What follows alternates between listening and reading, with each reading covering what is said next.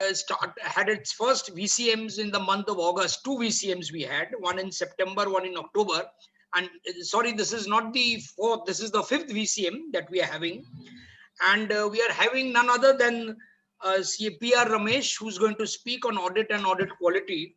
I remember for some other program organizing unit or study circle, I had invited him and he came and spoke on the 8th of April 2020. That was for the association, where he was himself the past president of the Association of Corporate Advisors and Executives. But that was too early, because at that point of time, the moot question was whether these information technology companies are releasing their results and what is to be done, because at that point of time, SEBI had the date of 30th May to close things. But later on, SEBI also extended the dates by a month and then subsequently by one more month till July ultimately. So at that point of time, and then Mr. Ramesh had correctly advised that for the IT companies, you can rely on whatever information is coming to you through the net and all. But for other companies where you need to see things also, you don't allow your clients to pressurize you to sign at an earlier date, because otherwise you have to be fully satisfied. And since those are listed companies that were being discussed, that was very important at that point of time. But now, of course, the date for the listed companies is over, and thankfully the AGM date has been increased to 31st of December from 30th of September. So we have a number of audits, other audits also, which are in the pipeline, and the normal date of signing, the last date I would say would be 5th and 6th of December, if the government doesn't think of further extending by a circular or whatever they want.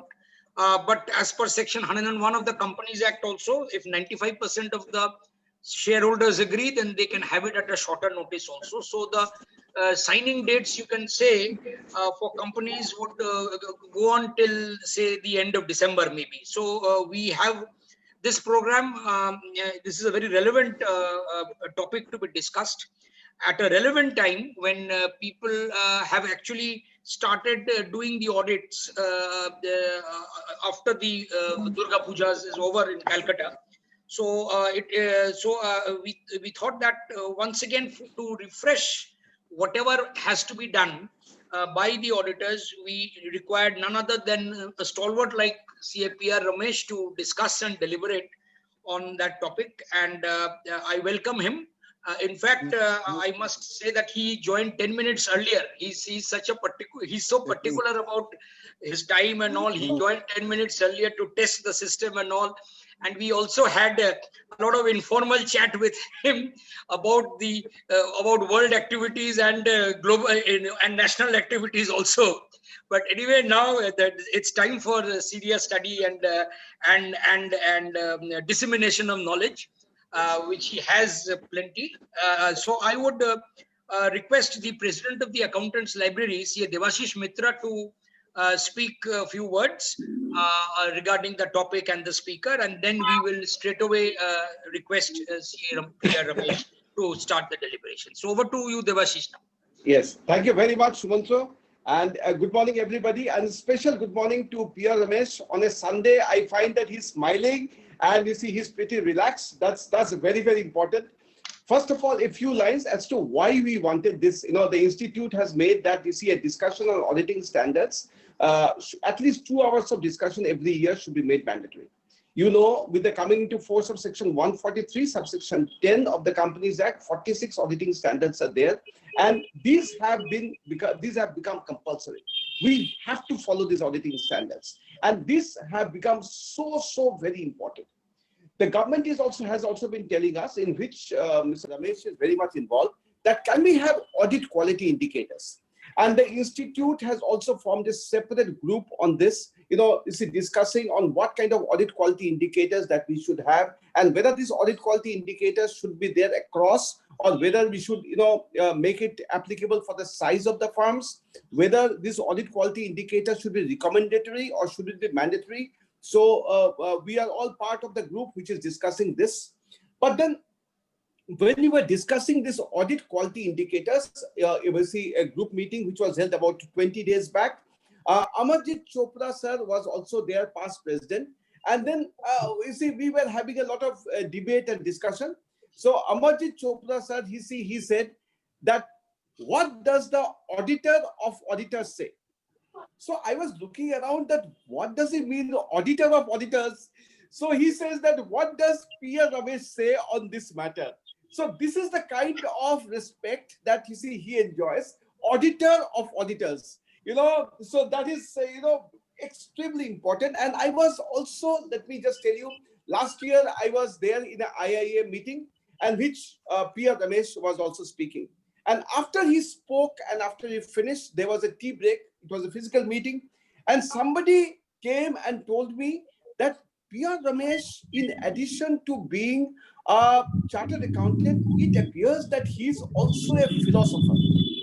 So you see, you have auditor of auditors, you have a philosopher, and this you will find it very funny.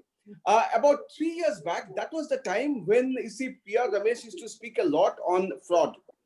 And you see, one day he came and he was speaking on fraud at that point of time.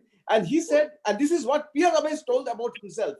And he said that, you see, I speak on fraud in so many occasions that many people, they call me Fraud Ramesh. So this was, you see, what he spoke about himself. To me and many of us, P R Ramesh is an icon of the profession. He represents some of the best thoughts in the profession.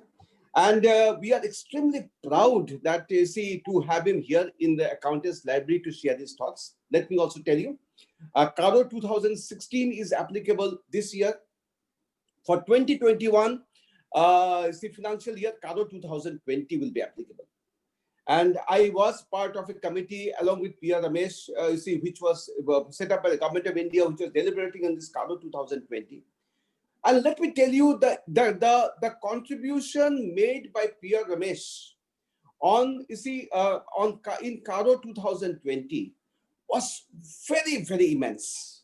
Very, very immense. On various points, the Government of India, the Secretary, Joint Secretary would look up to him, would turn around to him and seek his, opinion on various matters. So, you see, it was such a great pleasure, a privilege to see that the ministry giving him so much of, so much of importance. There were times, you see, when we were arguing on a point, and P R Ramesh would, you see, on behalf of the institute, would be arguing on a point, and P R Ramesh would say, give a very impartial, kind of impression. He will say that, look, I think this is what we should do. If the ministry is not agreeing with us, and we trying to push a point very hard, and then P R Ramesh should butt in and say that, look, I think the institute has a point. So, you see, he has been extremely, what can I say, balanced, impartial, and fair. And as I said, and I repeat myself, he is an icon of the profession. So, Mr. Ramesh, once more, on behalf of the Accountants Library, a very hearty welcome amongst us on this Sunday morning. And now the stage is all yours. I have no doubt that you will enthrall the audience. Mr. P R Ramesh, please. Thank you, CA Debashis Mitra, or rather President Debashis Mitra. I don't know in how many places you are president now. Rotary Club of Calcutta, Accountants Library, and I don't know many other places maybe. And CA Sumantra, Guha, distinguished ladies and gentlemen. These two gentlemen I have known for long, very long, and a very close, very high regard. Debashis, particularly thank you for all those generous words, and even Sumantra. But Debashis, I must caution you that if you go on like this and speak about me, it may force me to stand for the election of the institute, and then your position will be threatened inside. Once in a while, you need to, just like how Trump speaks to Biden, once in a while you need to temper the. Thank you, really. I think it's been a pleasure being part of the profession. Why I say being part of the profession, I'm no longer doing audits, I've retired. I'm now on some boards, and so I'm looking at things from the other side. But having said that, I think this is, as Sumantra rightly said, this is the time to discuss this topic. This is the time to discuss this topic, not just because financial statements are under audit now of certain categories of companies, and then the financial year is, or the accounts have not been signed off. It is because the auditing profession is going through very, very challenging times, not only in India, but across the world. That is why I have chosen to add audit quality into this. It's going through very challenging times for a variety of reasons. We will discuss that too. We have had auditing standards for a number of years, for a number of decades for that matter. Whether they're mandatory, not mandatory, made mandatory again now through the Companies Act is a different matter. The point is we have been doing audit for over a century easily, but the principles may not have changed. They may have been codified into standards, but the interpretation of the standards, the application of the standards have all undergone some changes. The expectations, we keep talking of expectation gap, it's become wider and wider. And Debashis referred to Caro 2020. Even yesterday, I was just in an ACA program, just listening to Caro 2016 talk, and then there were concerns expressed on Caro itself, even 2016, forget 2020. The reality is few things have changed and they will not go back to normal. This is the new normal. What is the first of those? The first of those is we are all subject to oversight and not necessarily left alone. Whoever, whether it's oversight by the Institute of Chartered Accountants, oversight by NFRA, the fact is all our work is subject to oversight. When I started my career, there was no oversight. There was absolutely no oversight. But perhaps I may have been doing a better job then. If I cross my heart, I will definitely say I was doing far better quality work then. Because you had no IT systems, you had everything manual, you looked at documents, you were at a client's place, you could smell what is happening at a client's place. Today, you are just like this meeting, you're all in our homes, so we don't know. Whereas when you are in a conference room, I can see faces of people, I can see who's falling asleep, whether my talk is being listened to, not listened to. There is feedback, live feedback. Similarly, in an audit, I think the time has come where, we were doing audit like we were doing audit in as a COVID patient. What does a COVID patient have? Challenges. The COVID patient can't taste, can't smell. Those are some of the symptoms. And of course, once you are a COVID patient, everybody keeps their distance with you. So you are even more isolated from the rest of the world. The auditing profession has gone something like that. What has hit it is technology and other things. So people even doing an audit, I have seen my own teams in audit, people not talking to each other. They're all on laptops, sending messages to each other, or they are maybe on WhatsApp, God knows, but they're hardly really seriously doing an audit, which in the good old days, we used to do serious audits. So people of my vintage or our age group will know how audit was really done. But what has happened is, yes, standards got codified. And just like accounting standards, and I tell our people that when accounting standards came in, it's all fine. We have codified. There are now principles, there are rules, whole host of things. And there's been so much focus on disclosures. Now, and because they'll say, oh, FRRB comes, QRB will come, that they've lost focus on the originality of the transactions or verifying the transaction. Related party transactions, they are so obsessed with disclosures. Oh, has this been disclosed? Has this? And if you look at even FRRB comments and all that, sorry to say this, they will say, oh, their financial statements have used the language cost or market value or cost and market value or these sort of things. What is the underlying substance? Is that inventory there, first of all? That is the issue. The auditor, therefore, spends a lot of time in seeing the text in the financial statements is proper, because the external world sees that text and assumes that you have done good work or bad work depending on how the text is. And you get penalized or pulled up by the institute based on that visible text. So the whole audit shifted focus to disclosures. And unfortunately, it's lost its way. And it has not focused back on actually verifying the validity of transactions and the, shall I say, originality or genuineness of it. So we have lost our sense of smell. Audit is about smelling, feeling it. It's both sight and smell. We need auditors who cannot just see, who are able to see, but we also need auditors who are able to smell. And with technology, unfortunately, that sense of smell has been lost, because I'm sitting in an enclosed room looking at my laptop, looking at set of numbers which are appearing on the screen. I'm not in a client's premises. Supposing I'm in a client's premises, suppliers are coming and shouting, saying they have not been paid.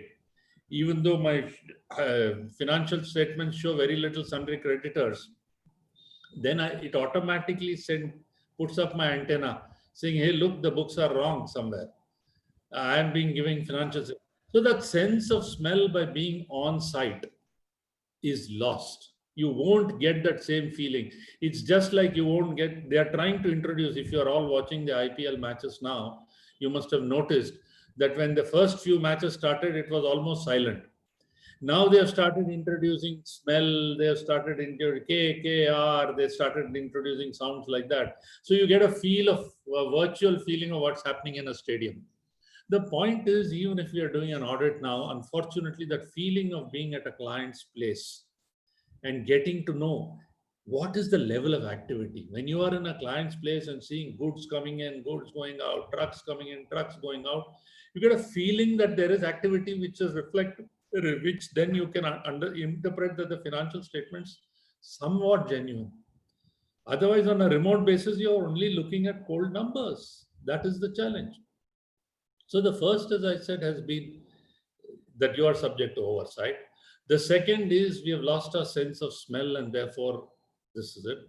The third is, even yesterday's program in ACA was on auditors, penalties, etc. So because of the heavy penalties which is there on the profession, and as you know, the new regulators also started taking severe actions, the emphasis is so much on documentation that a person will start documenting first even before he actually verifies the transaction. He wants his file to be perfect. I'm just cautioning you. Now I'm outside, as I said, I don't do audits, but I'm seeing that behavioral change. Yeah, because when you come, somebody comes for inspection, they will ask for the file. The file has to be of quality. It has to have everything which should reflect compliance with auditing standards, because you're tested with compliance with auditing standards.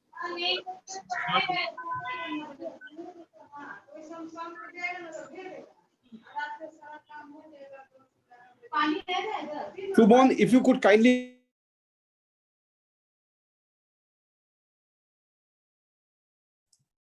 Okay, glad he is now muted most.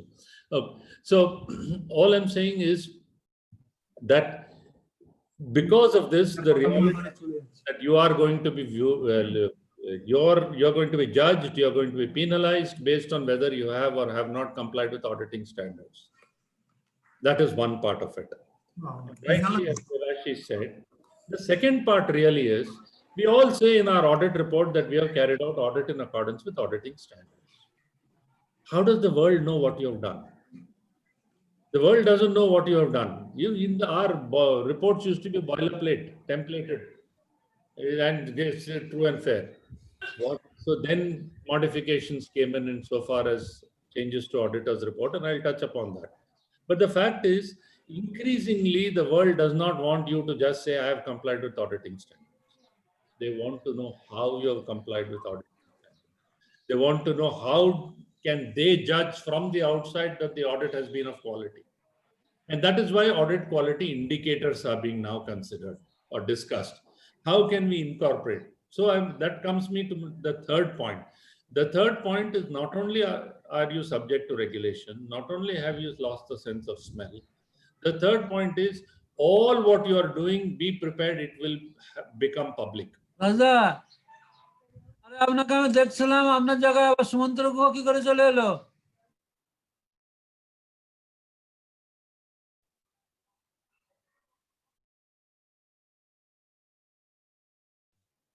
Suman, kindly mute everyone.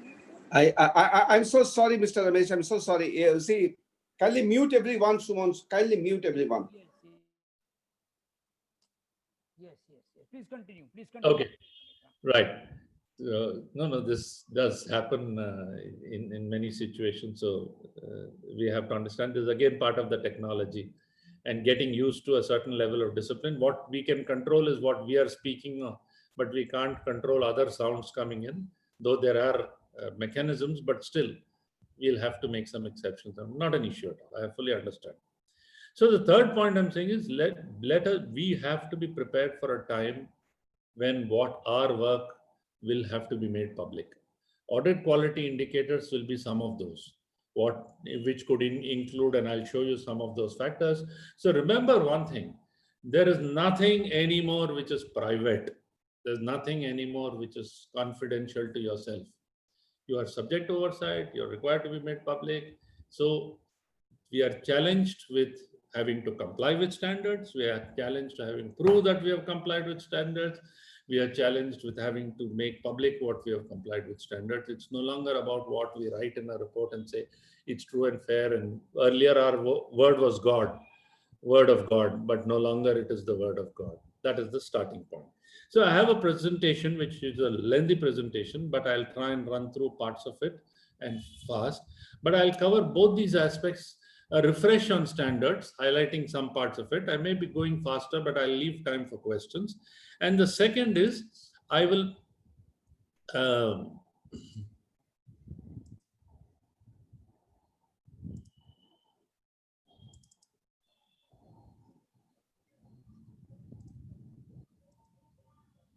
yeah, I presume you can see my presentation. The second is, I will also touch upon audit quality and audit quality indicators. But first, let me tell you very briefly what the mood is like in India and outside India. That is understanding, because we have to be mindful of this mood. And when the mood is like that, we have to prepare ourselves differently.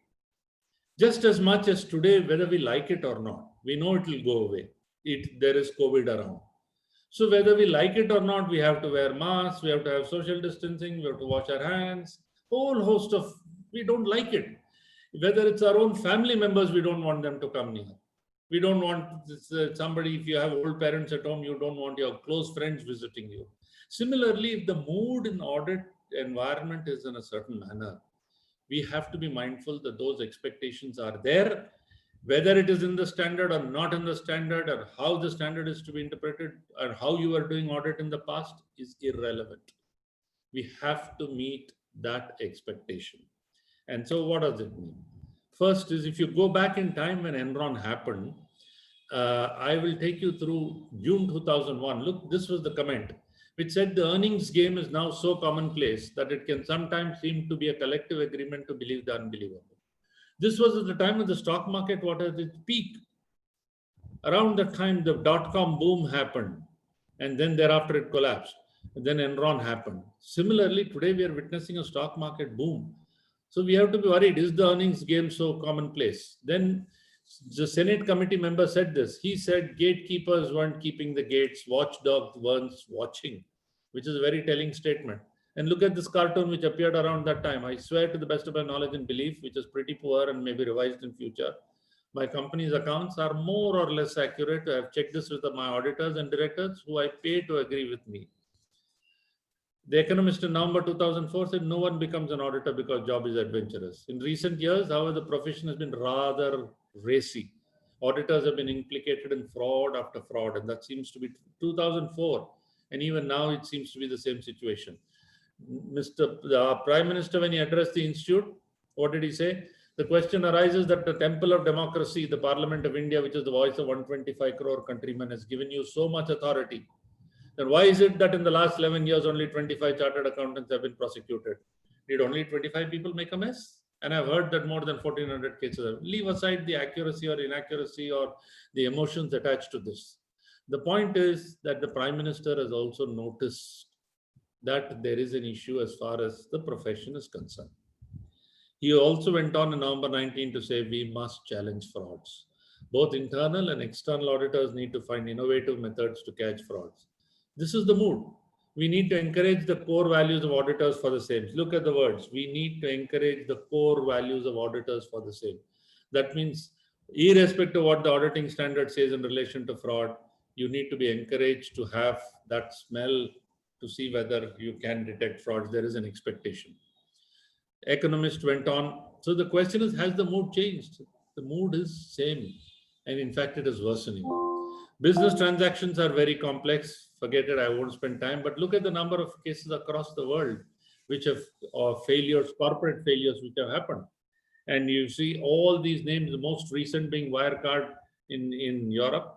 But in India, we have had our share. It started with Enron, WorldCom, Global Crossing. They went on to Satyam in India, Adelphia, QQuest, a whole host of things. You could call it the global role of dishonor. You'll have a lot of names.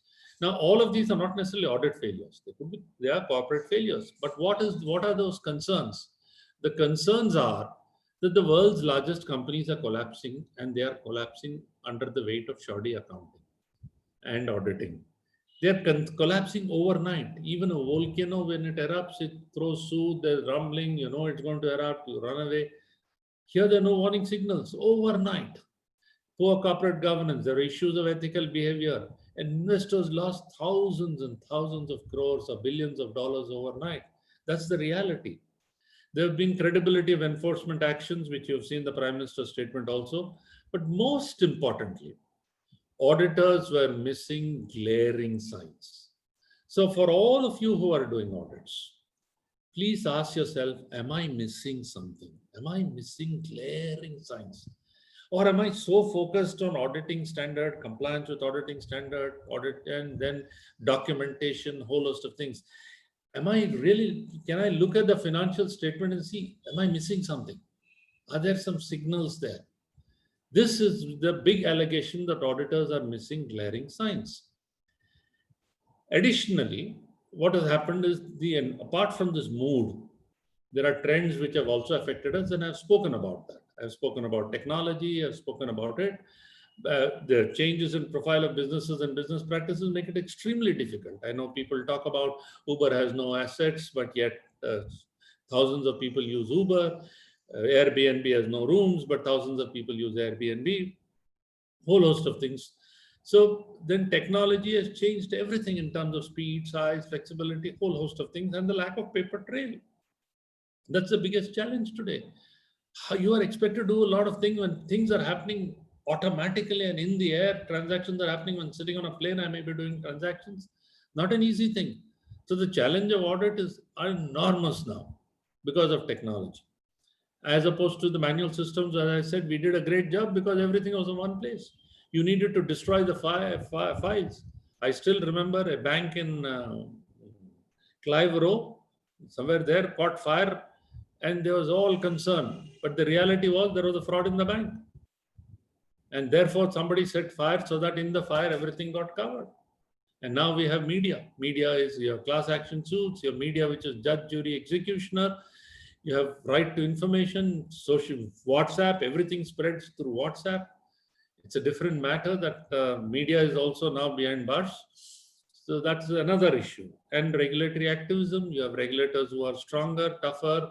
Maybe we can have views on whether they're interpreting correctly, but that apart, we can't wish away the fact that the regulatory activism is at its highest now. And they are cooperating with each other, exchanging information, and action is happening very fast. And there is a demise of self-regulation. This is the reality. And then yet another creature, whistleblower. Remember this. This is the most dangerous creature. Somebody in an organization will write a letter, anonymous. And you as an auditor are in the dock. Because they'll ask you, how did you verify this? You knew this. This was there. Whistleblowers, they shoot and scoot. You can't locate them. They are mostly anonymous. And when it's all captured in the newspapers everywhere, you are tarnished. The legitimacy is not even established. And now, as you know, CARO 2020 requires you to look at whistleblower complaints and see whether you have considered those in your audit. A very, very big change. It's not in auditing standards anywhere, mind you, but it is in CARO 2020. So that is why when you talk of auditing standards, you need to also be concerned about audit quality. You need to be mindful of the environment change. Otherwise, pure compliance with standards will not take you anywhere. And they don't provide evidence, as I said, but your reputation is gone. We need regulations, but look at recently, Securities Exchange Commission awarded 114 million to a whistleblower. Now, if imagine such awards were announced, anybody and everybody will write what they want. And you are doing the audit of that company, you are in the dock, you will have to prove innocence, your files will be called, NFRA will call you, everybody will call you and send notices to you, ROC will send notices to you. Look at this environment on whistleblowers. And if everybody is being rewarded like this, there will be bounty hunters floating around. It's not pleasant. I'm telling you, to be an auditor in the current environment is not pleasant at all. It must have been pleasant 40 years ago when I started my career, but definitely not present. It's highly hazardous, but merely because it is hazardous, we can't run away. You can't build a road in a guard section without using dynamite to blast rocks. And engineers, if they say, oh, dynamite, we won't touch dynamite, it is hazardous, blah, blah, blah, then you can't make the road. That's exactly what it is. You are in this profession. We have to adjust to the risks of this profession. Okay. And then we have the challenge of profession becoming a business. Our president also speaks about this quite often. And then we reward our people based on how much business rather than audit quality. That's been the challenge. But look at this book. The signs were there. I urge each one of you to read this book. This is about what happened in United Kingdom, about all those corporate failures. And they said that this Tim Steer has written this book titled The Signs Were There. He says, but the warning signs are regularly there in the form of accounting shenanigans or other clear signs that a business is changing direction for the worse, or that excellent results are being reported only because of one-off and non-recurring items. Often these red flags are either not seen or are ignored by investors and other stakeholders. He went on to say, an annual report should be seen as an iceberg in terms of information it contains. It cannot tell you all you need to know about a company, but if there is something in it that makes you feel uneasy, there may well be other even more uncomfortable things lying below the metaphorical waterline. You and I experience all of this. Two brothers fight and there are accusations. You can bet you will be in problem because those accusations are almost like whistleblowers.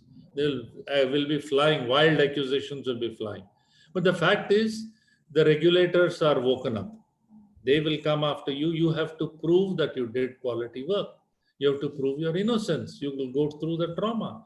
So when you feel uneasy, when you look at even the slightest in a balance sheet and then have a discomfort, remember this comment by Tim Steer, that there may well be other even more uncomfortable things lying below the metaphorical waterline. Please be cautious of this. Don't take sides there, but try. And that's why I am clear in my mind that auditors should have the right to resign. However much people may say, I'm not comfortable. It's a wish. Why should I take the risk? I don't want to. Let me walk away. That itself is a signal. Let the regulators go and examine whatever they want to do. Why should you force me? Now, IFER is the International Forum of Independent Audit Regulators. They do regular survey. And what did they find on the root cause, poor quality audits? They found that there are whole issues around auditing of accounting estimates, internal control testing, more particularly audit sampling. The revenue recognition has been a huge issue. Then there is independence issues. There are human resource issues. There is monitoring issues, supervision, and then which is the depth of the engagement quality control, and then failure to identify the real issues. So if you look at it, they've classified it into resources, processes, leadership, mindset. But the fact is, it is across the world. And that's why I said profession across the world is going through very, very challenging times. And they also talk even in firms, actions don't match words, profits over quality, poor project management, and inadequate time. We'll touch upon that. Then you have this issue, and as a result of it, audit function is going through a challenge. So we have lost trust. There are elements of trust. This is not the subject, but auditing standards cover some of these. I won't spend time on this. And then even what do the regulators say? Effective functioning of quality control is the heart of statutory mandate. And they also, all these, you can go across, all regulators say the same thing. So then let's look at what do the auditing standards say? And then let's look at, is that adequate? How do we know audit quality is actually, the audit has been done of quality? By mere statement saying I have complied with the auditing standards, is it enough? Or do we need to do anything more? Some suggestions there, and then some audit quality indicators, we'll talk about it. So the reporting mandate, what's our mandate to report? We have said this 143.10, Debashis alluded to this, that we conducted our audit in accordance with standards of auditing. Okay, that is something which we say. So the standards are now they've been reinforced in the Companies Act in a variety of ways. You see 143.3 talks of identifying and assessing risk of material misstatements.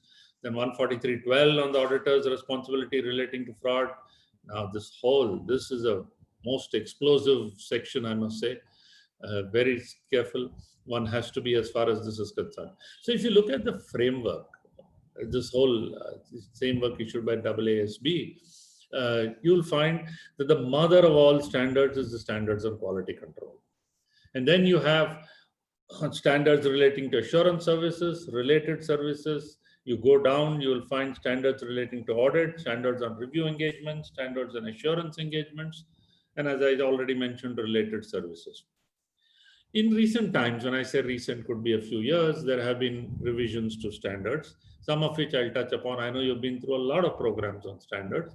This is not a class on basics of the standard, though I'll still take you through some of the elements of the standard, but we should discuss audit quality and we should leave time for questions. And the more we debate with each other, I think we will come out with a lot. SA 700, dealing with auditors report, key audit matters. This is one classic example of an auditor having to make public what he thought was important. What did he do about it? Earlier, the auditor's reports were just boilerplate saying we have carried out an audit in accordance with auditing standards. Now, if he says there are no key audit matters, another company in the same industry, the auditor says here are the following key audit matters, then it's a challenge. He needs to be, that means there is a clear indication that this auditor has not done his job. That is because the report increasingly has to become a speaking report. We have to be prepared for a time when, in like those who do public sector audits or those who do financial services audits by the under the Reserve Bank, will have long form reports. You have to be prepared for a day when your long form report could become public document. Imagine if that is available to the rest of the world. Imagine if contents of your work paper or your whole audit philosophy, what you did, are to be portrayed to the rest of the world. This is the first step where you are asked to disclose what were the key audit matters and what did you do about them and communicate them. So this is something, the whole first audit report format itself, the arrangement has changed. The old one and the new one, and now we have the whole, as I said, key audit matters included. The orders has also been rearranged in a way.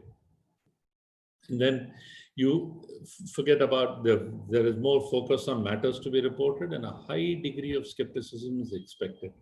And increasingly, communication with those charged with governance. That is TCWG. Remember this word, TCWG is extremely important. If you have communicated, you have at least some degree of protection.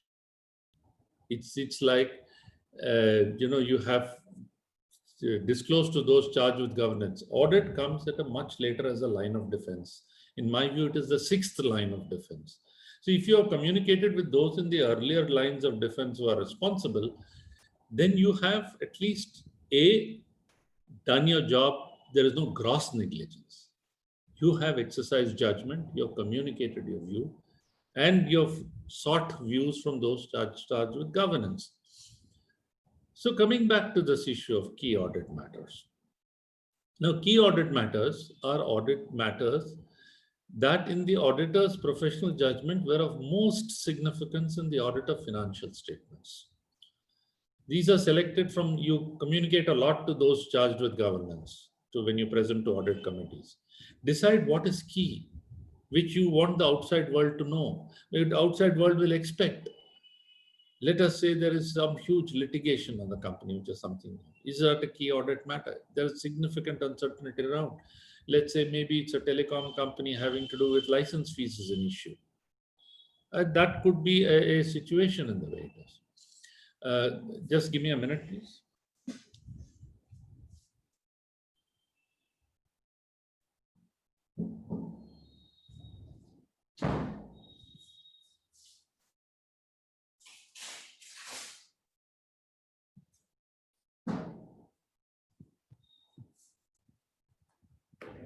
Sorry. So this applies, while this applies to listed entities, you have to be prepared for a time when this will become the norm for everybody. And that is why, just think of this. Have I addressed key audit matters? What have I done? What were those matters and what have I done? There are a lot of benefits arising out of this. Apart from communicating directly about the audit by the auditors, it's report is more informative, more transparent, more relevant, and there's more quality insofar as the audit is concerned, of visible quality there. But there are challenges as far as this is concerned. You need far more time to be able to decide what are those key matters, prepare on it. But it's nothing but what's in your work papers coming out into the open. So there are ways to deal with it. The first step is identifying what are CAMs and what should be most meaningful to investors. And it should include, even if you have communicated something orally, but finally this has to come out in that auditor's report. So I won't spend too much time on this, because you can look at the standard and look at whole issues of it. But remember, it is not a substitute for disclosure in financial statements. You can't say, oh, I've said this and all that. That compliance with accounting standards is compulsory. There is no choice as far as this. And it is not a substitute for a qualified opinion. Saying, oh, I've already pointed this out. Your opinion has to be correct. So if you have to modify the opinion and issue a qualified report, so be it. It is not a substitute for reporting in accordance with 570 when material uncertainty exists. It's not a substitute for emphasis of matter paragraph and others. The key audit matters section is a completely different section of the auditor's report. So the sum and substance is, this is something which is new, and we have to ask ourselves, whilst it's for listed companies, we have to be prepared for it for other things. Then there is yet another, which is SA 720, where this again was a standard which became extremely relevant, because this is going beyond financial statements. There is so much other information which is presented along with financial statements to the user, which is in the annual report. Now, you will be required to have director's report, etc. You will be required to go through all of it and form a view as to whether anything in that is inconsistent with what you have, your knowledge and your opinion on the financial statements and your compliance with accounting standards. Just for instance, supposing the director's report said we have 5 business segments, etc., blah, blah, blah. And in your auditor's report in your audited financial statements, you say the company operates in only one segment. Surely you run the risk of action, because the directors themselves are saying there are 5 segments. So you have to be conscious of what is there. And SF 570, going concern, has become the most critical the one now. It's built into Caro 2020 also, in terms of whether the company will default, etc. That's a separate subject, but that's a huge issue. The point is, you as auditors all along were validating what happened. Now you're asked to look at what will happen. So from hindsight, you're going into foresight, which is the big change.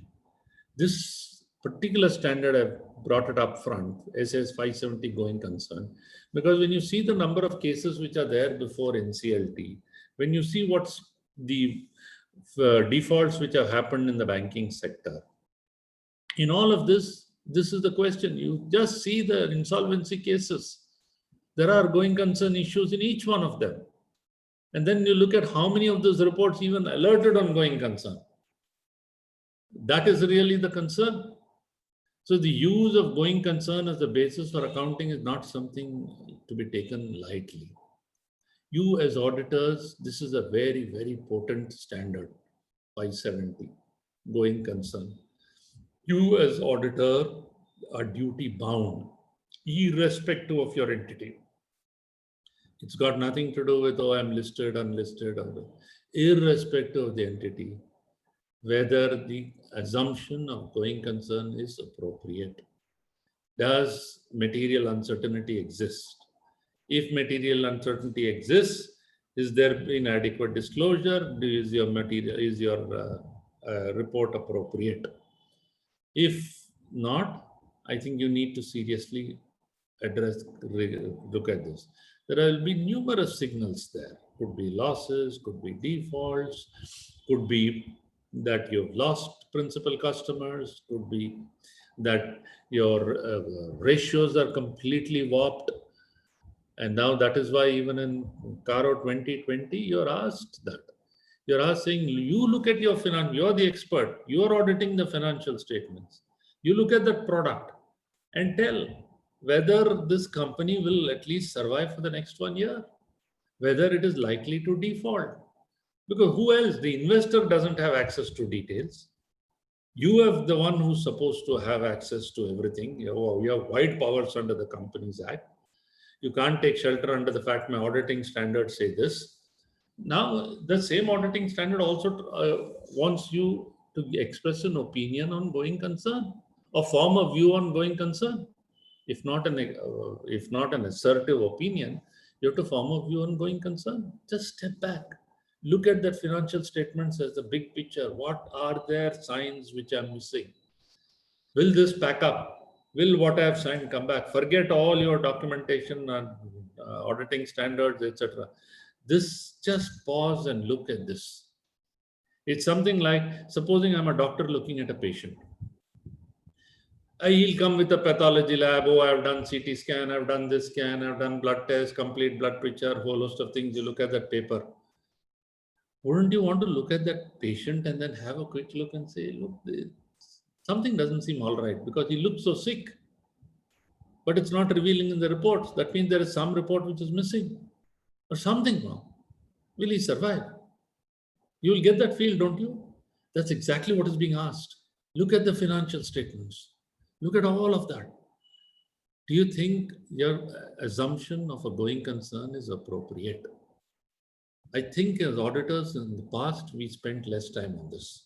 I used to myself laugh when I used to look at my colleagues in United Kingdom, how obsessed they were with going concern. And in UK, the rule was the company has to be, the going concern test has to be for 12 months from the date of your report, not 12 months from the date of the balance sheet.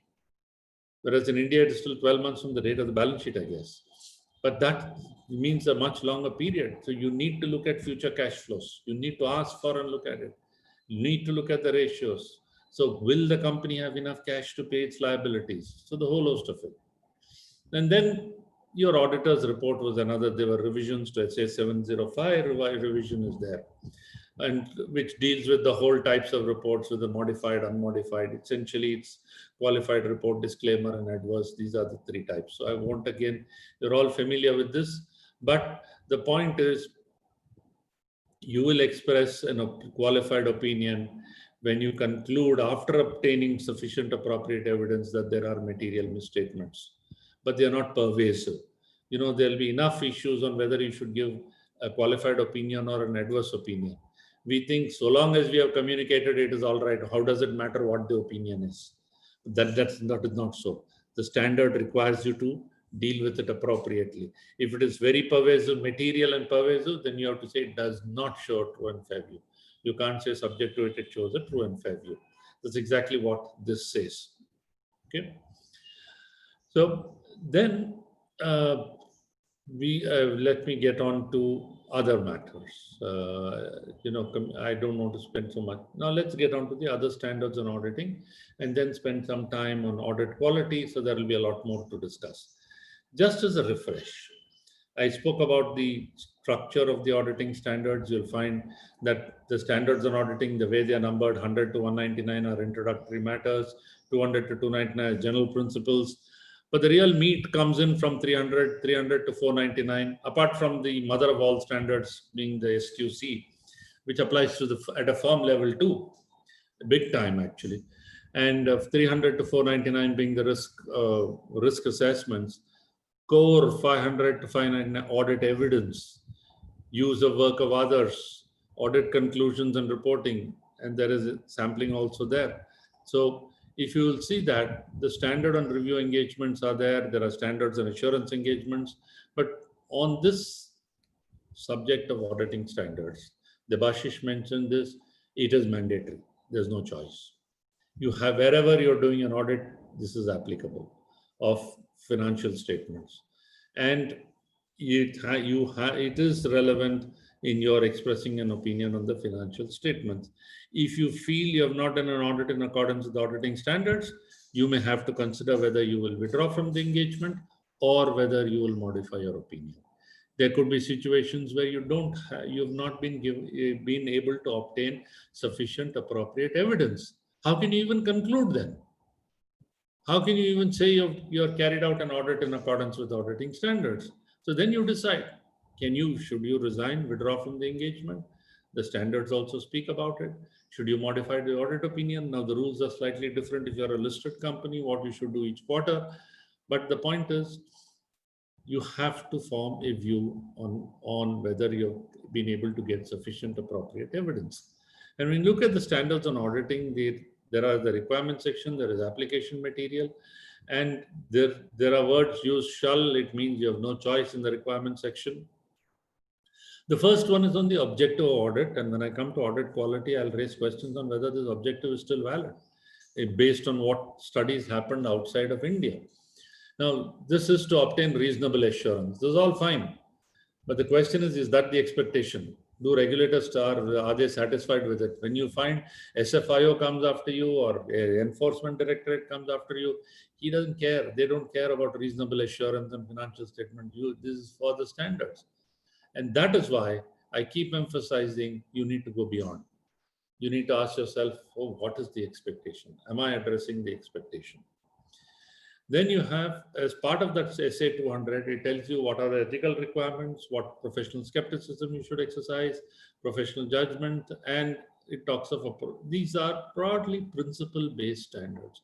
You may read the standard, it may not tell you anything other than laying down the principles. That is why whenever there are principle-based standards, conduct is important.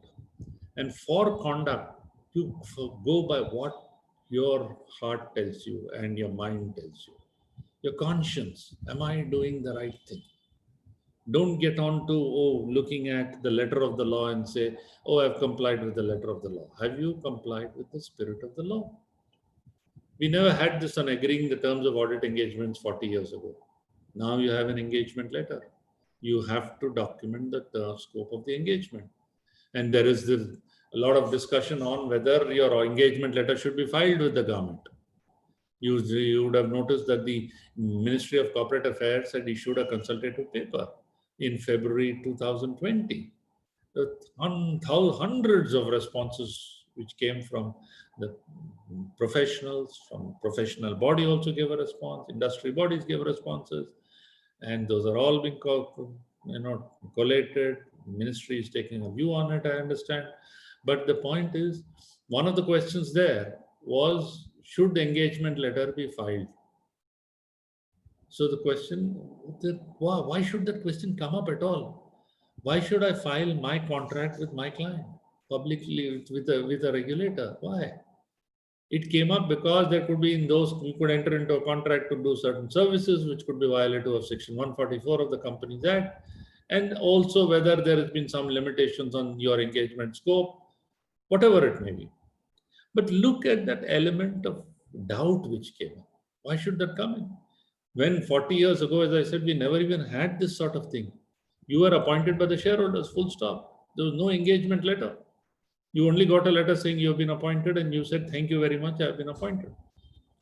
And then quality control procedures, you're at an engagement level. This is different from SQC. This is where every piece of work done by you within your own organization, somebody else has to oversee. Even the person who oversees that has been punished, who doesn't sign the report, but he's been part of the quality control. That is the new normal. So this standard becomes extremely critical. Do you have that process at all? Supposing you are a small firm, you don't have somebody else to review the work. Should you have somebody else to help you with the review from another firm? These are some of the questions we need to ask ourselves. We need to ask ourselves, how do we even document this? Recently, the allegation by the regulator has been that, oh, it's a tick in the box, it's a sham and all that, were strong words used. If you have a checklist and you have ticks saying, I have done all those, and somebody who's to review your work has a checklist to check whether you have done this, you have done this, you have done this, and put ticks. And if the regulator says it's a sham, then what is he supposed to do? Is he supposed to write chapter and verse? Those are views which are being debated. But what I'm coming to is that SA 220 is very important in terms of quality control for audit of financial statements. You need to have the procedures which demonstrate that you have ensured that there is a review of work done to ensure that quality has been delivered in the audit. It deals with leadership responsibilities for quality of audit, independence requirements, client acceptance, what are your procedures for accepting clients? How does the engagement directed, supervised, reviewed? What were the consultations when you had ambiguities? Whole host of things. These are not to be taken lightly, because when your file is picked up, this will be looked at. You can't say, oh, I had a doubt, I phoned up Debashis, Mitra, and he clarified. Where is the document? What did you ask him? What facts did you give him? And no doubt, when you call up Debashis, Mitra is very eminently qualified. But you still need to document that. Who is Debashis Mitra, what it is, whole host of things. That documentation is also extremely critical. And then you have, this is the core. SA 230 Audit Documentation. The fundamental principle is, if you haven't documented, you haven't done the work. Documentation will protect you ultimately. Initially, what will protect you is if you have been careful, you have ensured that your client is of quality himself, that you have looked at the big picture, you're comfortable that there's nothing in the financial statements, you're satisfied on going concern, all those are fine. Those will protect you initially. If still something blows up, what will protect you is your audit documentation. To prove what you did, why you did what you did, what did you find from what you did, and what did you do about it, of what you found. These are the 4 things which one will look for. So it can't be that I have done an audit. You can't go to the definitions of audit saying audit is about hearing, or from the Latin word audire or whatever it is. Forget all that. You need to document. Your audit files have to be speaking files. So they'll be hugely voluminous. We have no choice on that. But because what will come up before investigators, which will come up before regulators, will come years later. You can't remember all what you did. You can't remember all what others told you. That's why audit documentation is critical, and this standard says a sufficient and appropriate record of the basis for your report, for the auditor's report. It is the proof that an evidence that the audit was planned and performed in accordance with the standards of audit and applicable legal and regulatory requirements. So the audit documentation has to be contemporaneous. It has to document the audit procedures performed, the evidence obtained. You have to retain it for a period of 10 years. You have to archive it. It has to be assembled on a timely basis. And of course, you are the owner of it. So therefore, you have to preserve. Then we come to this one, which I spoke about, SA 240R, Auditor's Responsibility Relating to Frauds. Quite apart from this standard, what the standard says. Remember one thing, if fraud happens and it is big fraud, you are at risk. Forget it. And therefore, it is important that you factor in the risk of fraud, and that's exactly what this standard says. You can't say it is not my objective to detect fraud or do all that. You can be faulted for not finding a hole in a balance sheet, but you may not be faulted for not finding a hole in a balance sheet, but you will be faulted for missing a crater in the balance sheet, without doubt. So, since I'm Fraud Ramesh, I don't want to, as Debashis gave in his opening remarks, I won't spend too much time on this. Otherwise, but the definition of fraud is very disturbing. Look at this definition under the Companies Act. I was addressing the IAS officers in Telangana, all the IAS officers holding different positions in a program conducted by the Institute. And I showed them this definition of fraud. One of them asked me, Mr. Ramesh, what is not a fraud? Can you tell us? I was dumbstruck, because you read this definition and I'll help you read. Fraud in relation to the affairs of a company or any body corporate includes, you tax experts will tell you what includes means. Includes any act, omission, concealment of any fact or abuse of position committed by any person or any other person with connivance in any manner, with intent to deceive, to gain undue advantage from, or to injure the interests of the company or its shareholders or its creditors or any other person, whether or not there has been wrongful gain or loss. Look at this. Whether there has been wrongful gain or wrongful loss, and it includes any act, omission, commission, whole host of things. That means even if you didn't do something, with intent to gain advantage from, intent to deceive, intent to injure the interests of. How potent this section is. This section is what will be picked up by all these agencies and come after you. Section 447 says this, what have you done? And then if you look at the Companies Act, you even form opinions like a transaction is not prejudicial to the interests of the company. You have to opine what is prejudicial and not prejudicial. If loan is given at a certain rate of interest, say 5%, you have to form a view. Is that all right? So it's proprietary decisions you are forming a view. Then auditor's responsibility, the standard, please go through the standard. The standard is very, very potent. It, apart from the principles of requiring you to maintain professional skepticism and requiring you to risk assessment, all that is fine. Evaluation of audit evidence, you need to have carried out. And then you have Companies Act, which requires you to be whistleblower. You have to report frauds, 143(12). This is unbelievable, but this is the reality.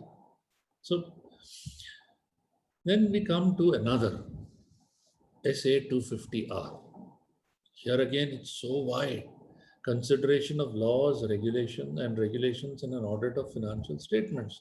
I know you would have attended all the programs on ethics, particularly the Code of Conduct, which is the 2019 one issued by the Institute, which is aligned to ISBA, which also deals with what are your responsibilities for laws and regulations or compliances or non-compliances with laws and regulations. But remember, there are certain laws, and when CARO 2020, there was this requirement to report on Benami transactions or proceedings against the company. There was a hue and cry. The profession says, look, what are we, which laws, which regulations are we supposed to be expert on and cover? But the fact is, you're expected to consider the impact of compliance or non-compliance with laws and regulations in the audit of financial statements. So please pay attention to SA 250R. You have to identify instances of non-compliances that may have a material effect on the financial statement. You have to know what are those laws governing the entity, which are those which could have a material impact on the financial statements, and look at whether those have been complied with. How you may not be the expert, but what has the company done to ensure compliance? What are the internal control mechanisms? What other things which the company has done? And your whole contingent liabilities will be one of the barometers. So this, again, I'm in the course of my talk trying to highlight the standards, not so much explain each of the standards, because that will take hours which one has to go through. If you go 260 is yet another. Communication with those charged with governance. Oh, you say, I still remember when one of our Indian banks recently, a few years ago, had a huge issue. I found strangely somebody coming on news channel who says, I have been the joint auditor of this bank in 2012. And even then I told the audit committee that, there is likely to be a fraud, there will be a fraud and all. Oh, he's told the audit committee, but did he communicate with those charged with governance and writing? The answer is no. Today he says, I have told, but where is the proof that he has told? So this section, this standard SA 260R requires you to communicate with those charged with governance, TCG. That's what we say, CT, communication with those charged with governance, CTCG. Remember these 4 alphabets. You have that responsibility. Again, in the good old days, we used to issue a management letter. Now even that is gone. There are PowerPoint presentations which are done. So you have to have this, be conscious of this standard. Internal control is core to our work. It's in the Companies Act too.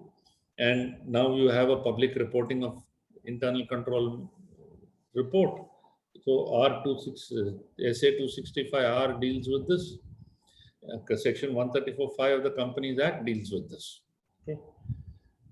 Many of us do joint audits. What is the responsibility for joint audits? Remember section 299. You are first responsible for your work. You are responsible for dividing your work. You are responsible for communicating the division of work. You are responsible for communicating to the other joint auditors if there is anything material which you need to communicate.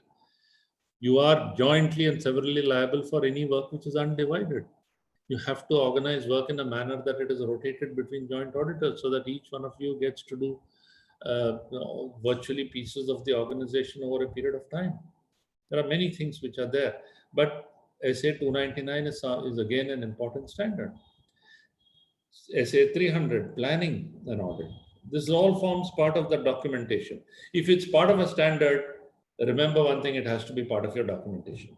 How to show that you have complied with the standard. So if there is a standard on planning of an audit, and it says, oh, you need to establish an overall strategy, blah, blah, blah, and for that, which is nature, timing, and extent of audit procedures. What test will you do? When will you do the test? How much will you do the test? Nature, timing, and extent of audit procedures. That will need to be documented. So what's your plan for it? So when you plan, why did you plan?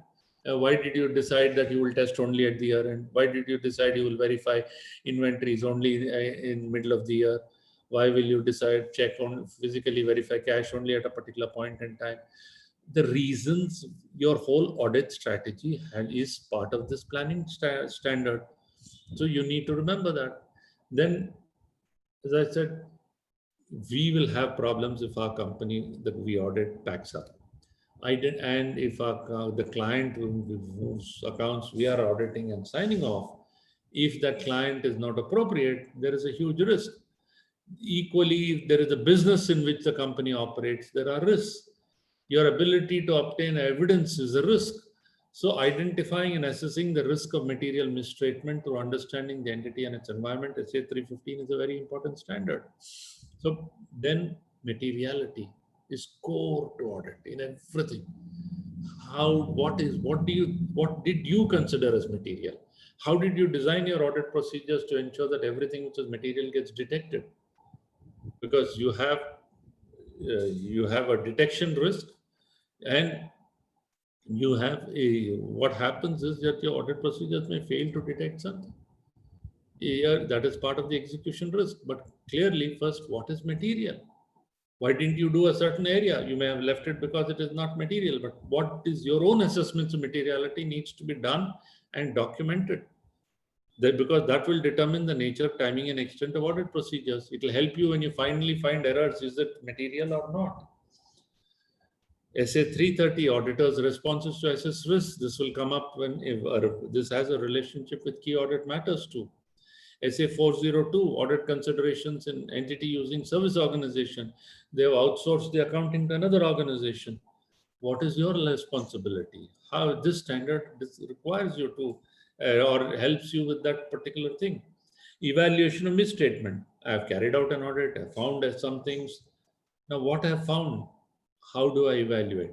Is it one-off? Is it recurring? Could there be more? Is it just the tip of an iceberg? This standard deals with it, so please understand this is part of the overall audit strategy and plan, SA 450. And then SA 500, audit evidence.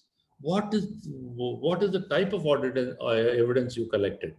Why did you collect that type of evidence? Did you feel that no independent confirmation is required? If so, why? If you felt independent confirmation is required, what did you do? So each of it, our whole business is about collecting evidence, using that evidence to formulate an opinion. And our documentation must show what is that evidence we collected and what did we conclude from that evidence. And if an expert we have used, then we need to evaluate whether that expert is competent. And understand what is the work of what did he do? How did you find this? Did he do appropriate work, which you think, given your knowledge of the business, is appropriate? So audit evidence can be of different types. It could be through inquiry, could be through observation, could be through confirmation, could be through reperformance, could be through recalculation, could be even analytical procedures. So all what you do, a basket of each of these in doing an audit, and you document that. Your whole audit file has to show why you only inspected or you observed and you did not actually reperform. In some cases, that should come out in your audit documentation. How will you verify? So that documentation and audit evidence together is very, very important. Then you get on to special consideration, specific items, inventory, litigation, claims, etc., external confirmations. You can't tell company brought the confirmation of balance. Did you send out independent confirmations? Did you manage the whole process yourself? Could it have been tampered with? What did you do when confirmations came negative? What did you do when confirmations did not come? All of these, and how did you select what items to confirm? All of these forms basis of this SA 305 and the guidance of the Institute in this. And when you're doing audit for the first time, audit of opening balances, SA 510 provides that. SA 220 on analytical procedures. Analytical procedures is what we do as a big picture, looking at ratios, looking at relationships, looking at why things have changed, or something has increased, decreased, and then getting all those things. Again, these need to be carried out and documented. This is in addition to actual testing. So you do test of control, you do substantive testing, you do substantive analytical procedures. Sampling. Now, sampling is again inherent in an audit because millions of transactions are there. It will take you several hundred years if you are to verify all documents, which is the reality. So we have to do sampling. I don't think there is any audit where people say we test 100%. Increasingly, you cannot test 100%. There is just no way you can test 100%. So audit sampling is standard. Now imagine if your whole sampling methodology, how many items you selected, how did you select them? Did you select random? Did you use something which is stratified? Did you have a scientific methodology? Imagine if all of those were to be made public from your work papers onto your audit report. How will it look like? So 530R is again part of your audit process. Sampling is core. What did you select? Did you select 2 items? Somebody else selected 200. When regulator looks at it, he'll ask you, why do you think 2 was appropriate? Why did you think 25 was appropriate? Why not 200? Oh, there are 2 million transactions, you have checked 2. How can you then say you've done an audit? So this becomes an important standard. When you really go through the auditing standards, they're very, very potent and very scary. Look at it thereafter as a regulator and looking at the file and looking at what somebody has done. Audit of accounting estimates. Goodwill is an estimate, impairment is an estimation. Valuation of intangibles is an estimation. Valuation of fair value is an estimation. How did you look at future cash flows? What were the assumptions? What were the evidences you obtained to support those assumptions? whole host of things. Audit, even estimation, making provision for a contingent liability is estimation, whether it's provision for tax or disputed taxes, anything. This is again an explosive standard because most, as I showed you, the IFER findings, International Forum of Independent Audit Regulators, one of the big failures they found in audit quality is accounting estimates. Even in India, we are seeing provisioning for NPAs is an accounting estimate. It's a big, big issue. Divergences in reporting by banks. Virtually every auditor is in the dock because of this. It's an audit of accounting estimates. Fair value is inherent in India. Look at the challenges arising out of compliance with some of these standards. Related party transactions, I don't need to tell you, this is in the Companies Act, 186, 188. And your Caro reporting requires it. This is the accounting standard there, disclosures are there. Companies Act is very heavy on this. SEBI regulations are there. This is the focus of it. And everything which has come through NCLT, NCLAT has been related party transactions, diversion of funds, diversion, then every agency is after you. How did you verify? What did you find? What was the business rationale? What were the terms of the transactions? How were they correctly accounted and disclosed? Subsequent events, 560. It doesn't end with verifying up to March. Look at subsequent events and see whether your financial statements as of March need to be changed. What procedures, audit procedures did you carry out? This is, again, a going concern I've spoken on. I won't get on to going concern. And I think we need to go to audit quality. 580 written representations.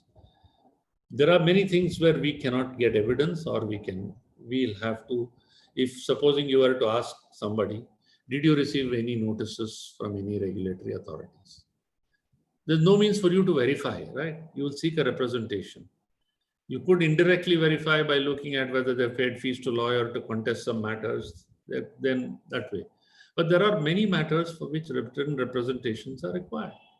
But it's not a substitute for collecting evidence. So please go through this standard, but you must have a written representation. There's also one line of protection. And particularly you seek from experts, etc. There are, and very clearly documenting management responsibilities. So SA 580 is important. It's not about, trying to pass the blame. As this cartoon says, Ms. Wilcox, send in someone to blame. Relying upon the work of an internal auditor. The standard does not require you to. You're not duty bound to rely on anybody's work.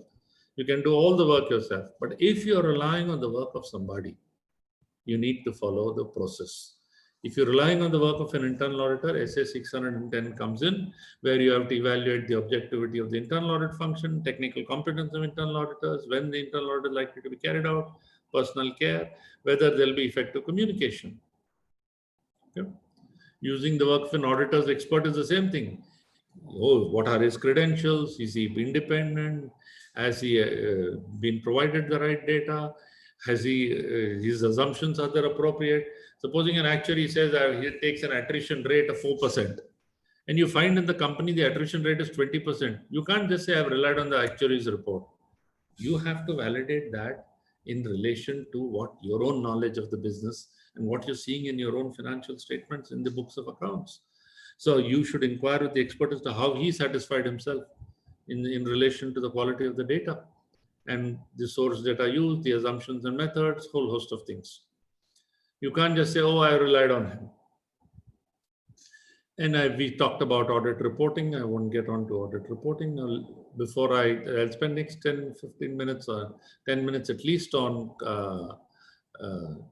audit quality, just to give you a snapshot of audit quality. And then we can really look at audit quality indicators and then open it up for questions so that we have enough time.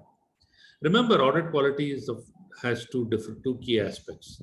There are preventive measures of audit quality, and your auditing standards cover a lot of it. The detective measures of audit quality will be to find out whether quality has actually been done. Preventive measures is to prescribe rules, standards, etc., a whole host of things. Now, when you come to audit quality, as I mentioned to you, we are the sixth line of defense. There are other lines of defense. There is the business unit, there's a independent risk function, there's the internal auditor, there's the exec board, and you've kindly come. But when you're talking about audit quality, We talked of when we SA 200, when we showed you the objective of financial statements, and I told you the whole mood that there is a change in expectation, it brings to question the purpose of audit. What is the purpose of audit?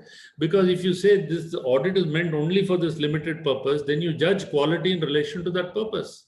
And publicly, I have always been saying that audit is like a thermometer. A thermometer can only tell you temperature. A thermometer can't tell you if you will get a heart attack or whether you've got cancer or any other ailment. It has its limitations. So you can't say thermometer is of poor quality. It is not designed for detecting cancer. Similarly, audit quality is determined based on what is the purpose of an audit. And then we'll talk of culture. Then there are perceptions of audit quality and there are substance of audit quality. Very quickly, SA 200 I've shown you as to what is the auditor's report. Recently, the report of Sir Bryden, which is a review report in UK, which after all the failures, audit failures in UK, he raised this question. He says the purpose, in his view, the purpose of an audit is to establish and maintain deserved confidence in a company, in its directors, and in the information for which they have responsibility. So the simple question is, should we redefine the purpose of audit? You know, it reminds me of that FBI director who wrote a book, A Higher Loyalty.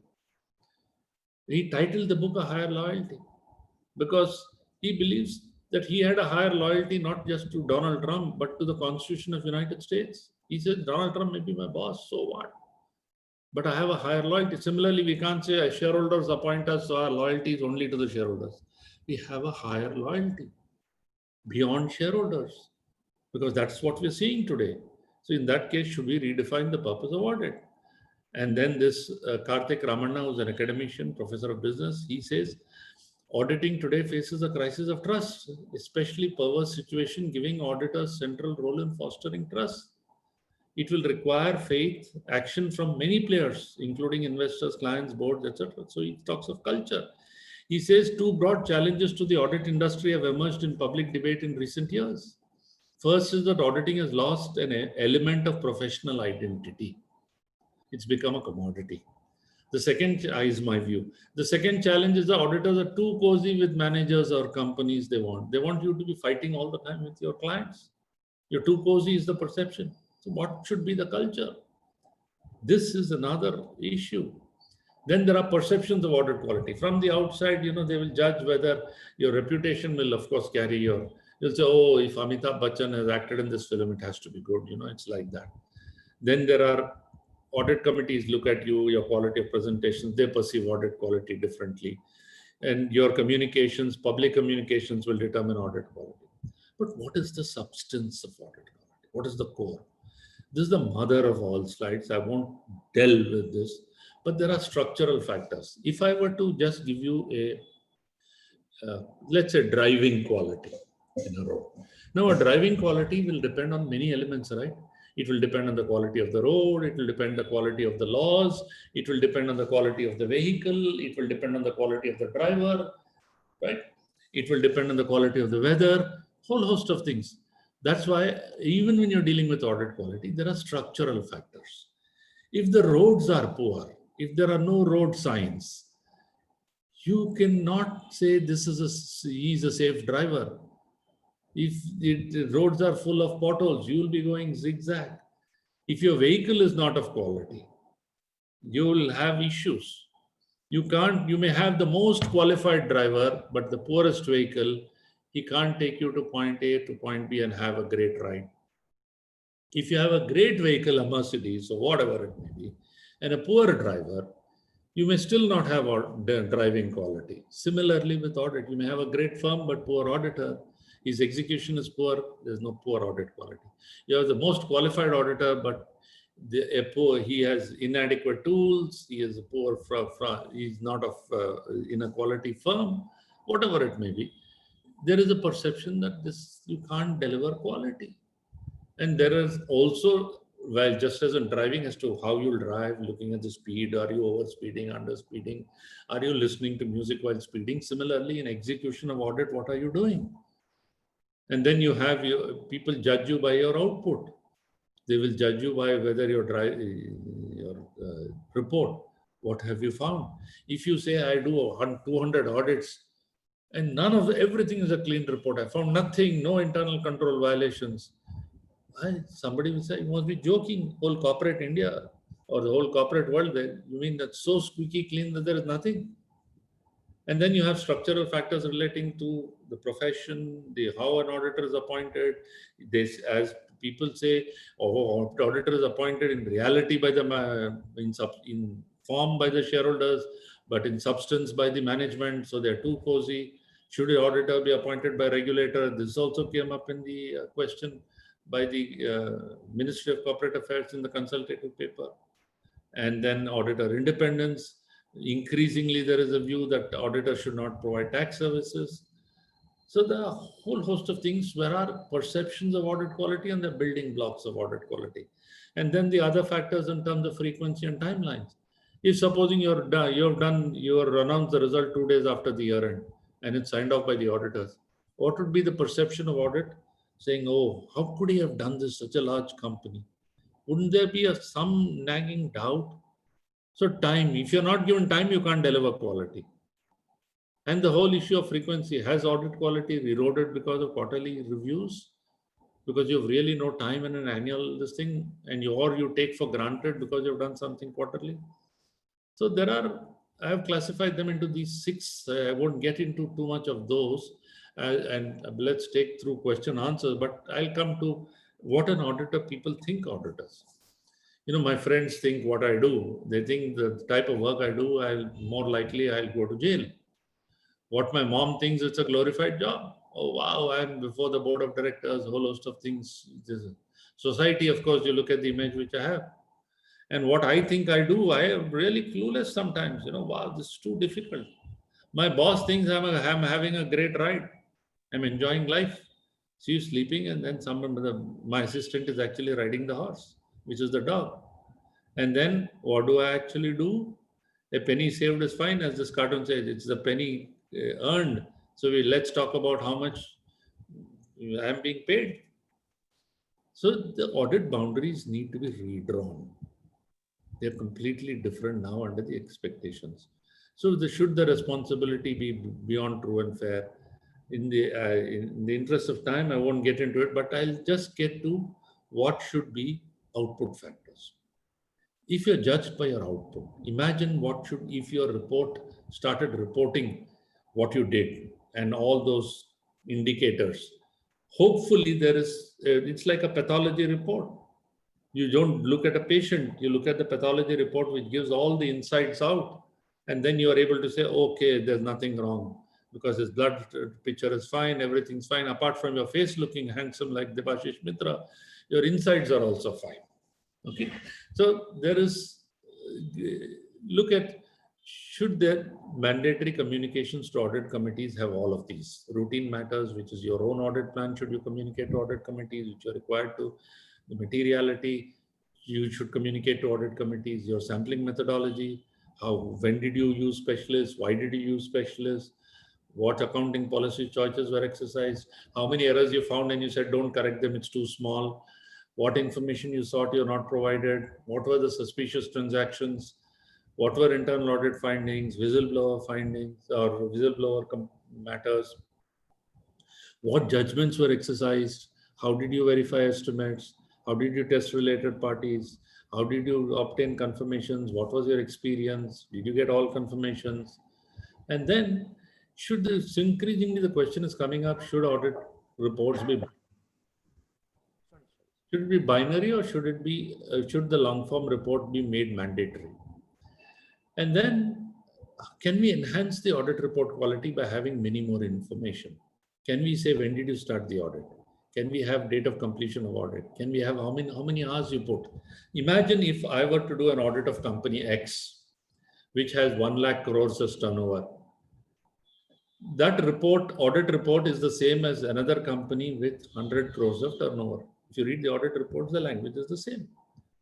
But imagine if I were to give this data, audit hours spent for that 1 lakh crores of turnover, supposing I put 100 hours.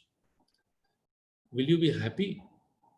Would you be would the reader of the financial statements be happy reading that report with this additional input point on number of hours spent? And how many hours the partner has spent? No, partner was always abroad. He never spent, he just spent 1 hour in reading the financial statements. How many qualified personnel you put in? How many other persons were involved? And qualitative factors, what digital tools you used. I'm just giving you the trends. If all this comes up, the world would want to know, how do you say you've done quality work, not just complied with auditing standards? This is, and what was the fees you earned, of course, which is there. So there are other factors. I talked of frequency and timelines, and audit quality at a micro level means that an individual engagement level or micro level will depend on what is the qualification of that individual, what is his experience, what is skills, what independence, how much time was devoted, all of these. So audit quality indicators, this, then there is no law now, but I'm just saying what is emerging. How do you potential indicators of independence that you have? How much is the level of non-audit fees? What has been your fee recovery? Meaning, you have your cost is 100.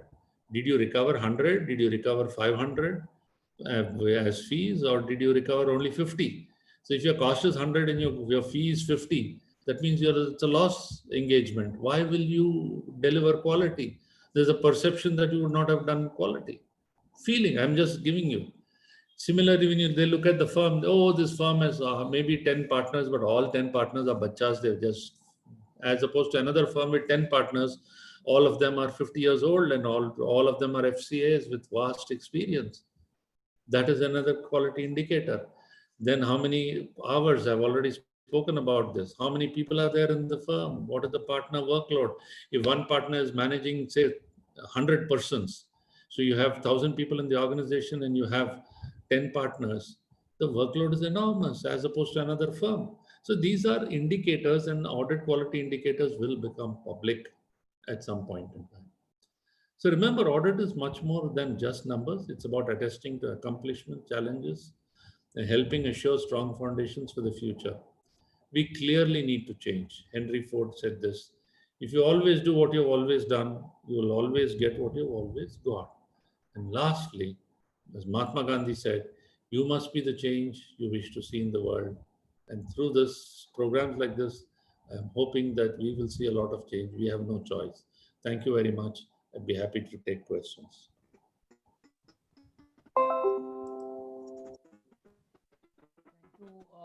Thank you very much, Ramesh.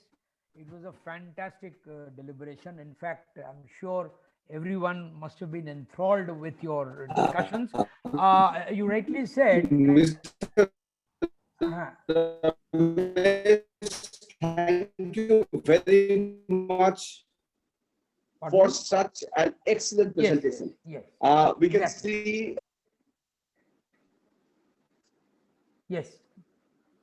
Debashis, put on your video. No, please, Sumantra, please carry on. Sumantra, please carry on. Yes. Please carry on, Sumantra. Yeah. I'll just say a few words, then you will also speak. No problem. So the point is, what Ramesh correctly said, that we are missing the judgmental eye. The judgmental eye, as you rightly said, in your days used to smell. Similarly, doctors also are losing out on the clinical eye. I remember the first Chief Minister of West Bengal, Dr. B.C. Roy, when a patient used to step in, when he used to practice also when he was a Chief Minister, of course, free of cost because he was not supposed to take money. When a patient used to come in, before the patient starts telling what his problem is, he said, you sit down, he used to write the prescription and give him and say, you have this and you will be all right. And in 99% of the cases, the patient used to be all right. So you have rightly said that substance over fact, form or form over substance. We are too much into form over substance nowadays rather than substance over form. I don't know whether Debashis will like it or not, that we have got too much of standards now. We have documented things, accounting standards, auditing standards. But at the end of the day, the accounting standards was formed in 1977 by the CA Institute, when I think you had just qualified, or you were about to qualify, something like that. Then the auditing standards, they used to call them poor cousins of accounting standards, but now they also gained a lot of importance. But at the same time, what has happened, I fully agree with you, that smell, I mean, the clinical eye, the judgmental eye which auditors should have is gradually disappearing with time. And once again, I have fought with you many times on the technology front, because you had advocated about information technology and I had not done so. In fact, today you said something about information technology, but in my favor. You said that we are now sitting in virtual rooms and we cannot smell because IT has become so strong that we only see the cold numbers, but we really don't go and find out from the client's office that how many trucks are coming in and trucks are going out and things like that, and whether they are working or not. Regarding the US elections, I would say I'm very happy to see that the entire counting was done manually. I mean, even now the USA believes in that audit trail. Although Trump had disputed and said that 10 crore voters had voted through the post, I mean, through postal ballots, but in spite of that, it was a manual sort of accounting, and the physical vote also was manual. It was all pen and paper mode. It was not done electronically or digitally, which I think also speaks what you had spoken today also. I mean, that type of audit trail, that type of passion should be there when we go and do an audit. So it was a fantastic deliberation. Over to Debashis for your comments, and then we'll take the questions. I request Debayan to take the questions, but Debashis, you give your concluding remarks, and then Debayan will take the questions. Yes, Debashis, please. Right. Debashis, I can't hear you.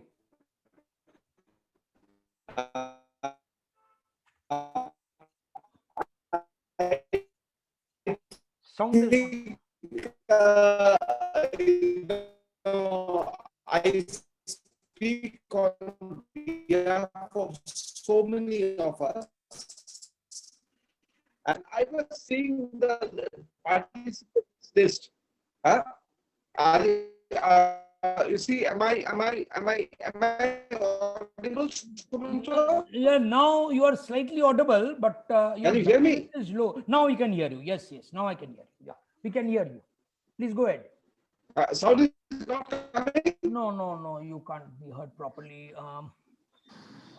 Debayan, you please take over. I will then speak after that. Debayan, please take over. Okay.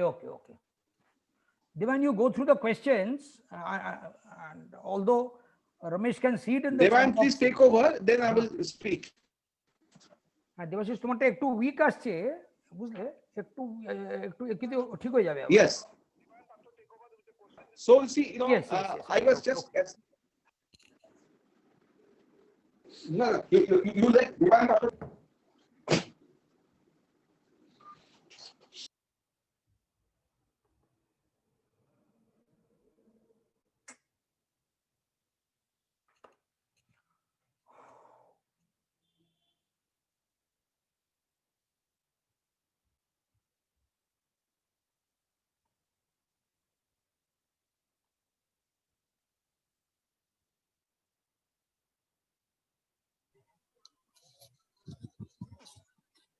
Debayan, no voice.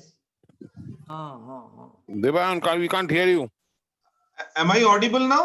Yeah. Yes. You have again gone.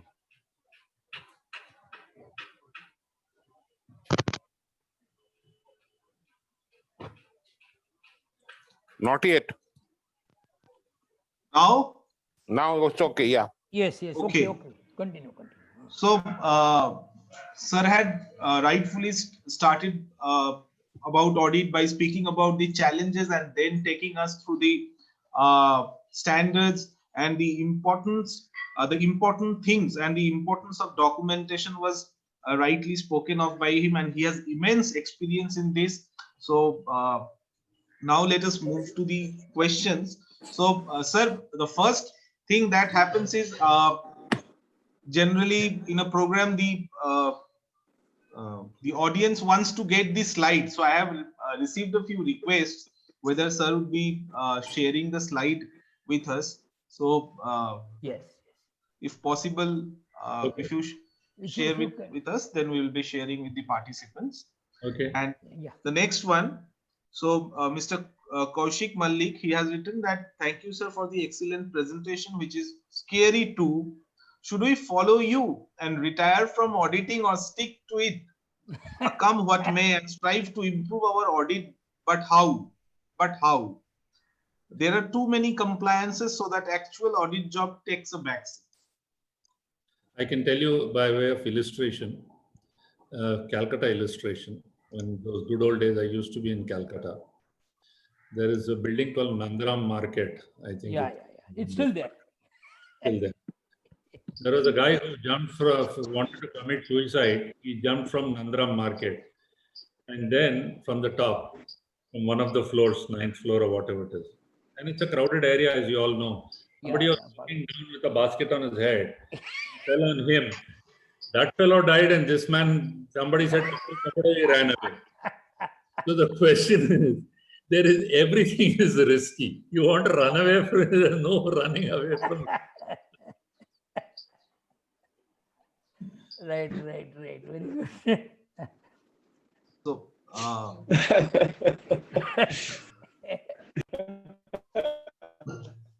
Debayan, next question. yeah, so I'll move to the next question. It's from Mr. Prasun Bhattacharya, past chairman. Let me have the privilege of telling him hello. Ramesh, so great to see you and amidst us. Thank you. It's a real pleasure. Whenever you come, you bring along that aroma of self-confidence back to us. Thank It's you. always nice to hear you. Now here, why have I proposed this question is this is amongst us fraternity only. We had a division of opinion on an accounting standard issue.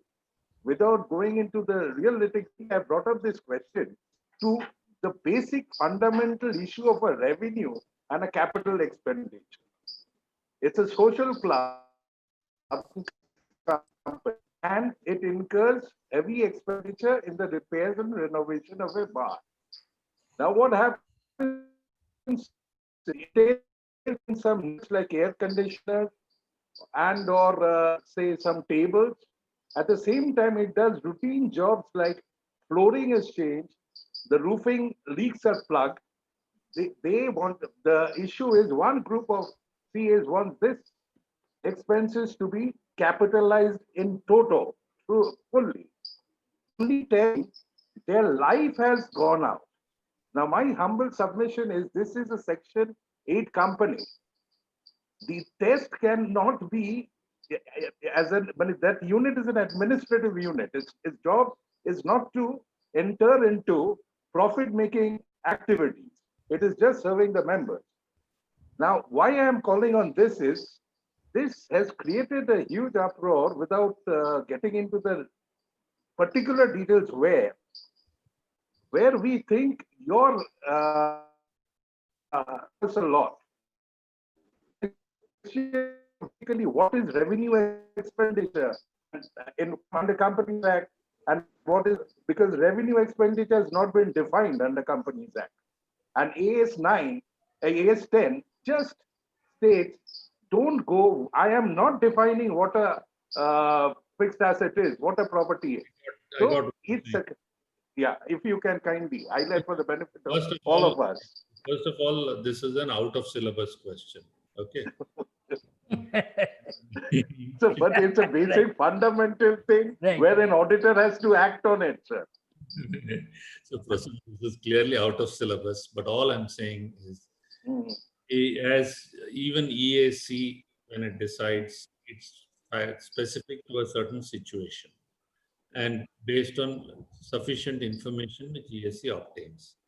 Now, pure descriptive bar room being renovated, etc., one can take a view, and instinctively rather, one comes to a view that it could be revenue expenditure.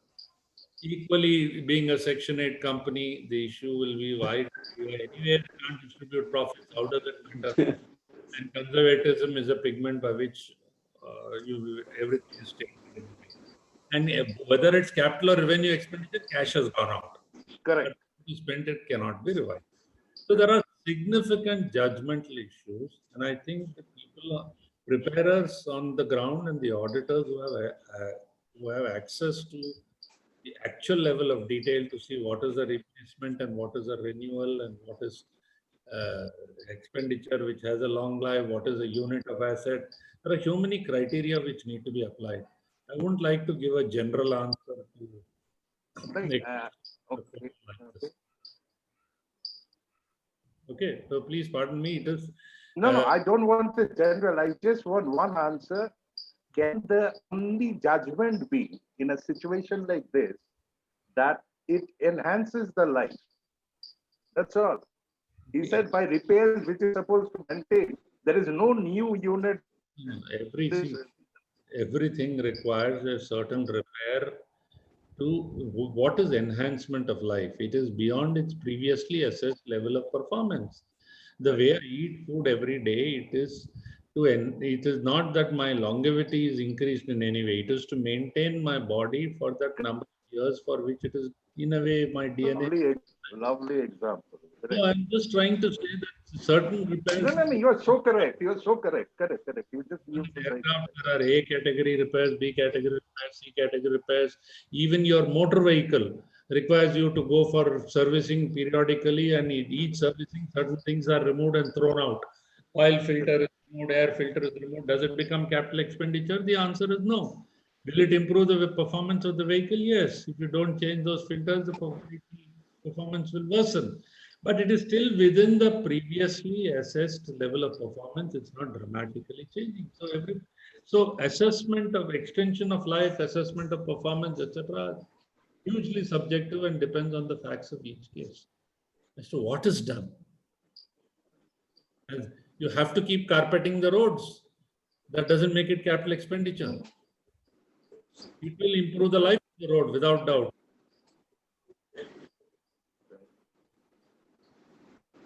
Thanks. I think you've answered it. I mean, and a question out of the syllabus, but it was very essential. We have this in front of us, such a huge, like galaxy of chartered accountants. Yeah. And maybe some of them having other views. That's all. Okay, thanks. The next question from Proggomoy Dasgupta. Sir, SEBI has required the auditors of a listed company to resign only after signing the limited review report of fourth quarter and the audit report, provided he has signed the limited review report of the first 2 third quarters. Is there a way out of this quagmire? There's no way out of it. This is not appropriate. This is on the assumption, oh, you have done 3 quarters work. Why can't you do the fourth quarter and so on? I'm saying the problem is in the fourth quarter. I'm not given all the information. First 3 quarters may have been reviews. So how can I even form a view? I don't want that risk, because tomorrow when the regulators come after you, the investigative agencies come after you, the trauma is intense because you've signed a report. And that is why auditors resign. They say, why do I want to go through this headache? I am not the creator of this. And you are a regulator, ask the company. Here I am resigning, here is the signal. So I don't agree with the SEBI use personally, but that's the law. This came because everybody started, even our own profession. Many people in our profession said, oh, the auditor is running away, escaping. He should be held accountable. He was auditor for 10 years. Suddenly he's resigning. 10 years doesn't mean I was healthy for the last 40, 50 years. Suddenly I have corona. Doesn't mean that I will not have it. What does it mean? A problem can arise at any point in time. Businesses go through ups and downs. Promoters can change. Their behavior can change. Anything can happen. So why do we correlate saying you've known all along like this? The only weapon an auditor had was to resign. And then publicly the company was shamed that an auditor has resigned. And then it should be a signal for investigative agencies to go after. But instead you are going after the guy, the auditor. This is unfair. So there is no more question in the chat box. I would take this opportunity to ask a question. So basically, we are in the audit profession. The institute is there to regulate this profession. Now, with time, what has happened that so many areas have developed where the chartered accountants are able to give their consultancy, whether finance, whether systems, direct, indirect taxes, and many more. So under the circumstances, when these chartered accountants are faced with so much of challenges, and I believe that even the environment is not correct, because the auditor is appointed directly by the auditee, and then he has to find out the faults of the person who is paying him, and then the government expects that the auditor would be doing a great job. They would be independent, and they are also dependent for the fees on the client, and there is a competition. So in a few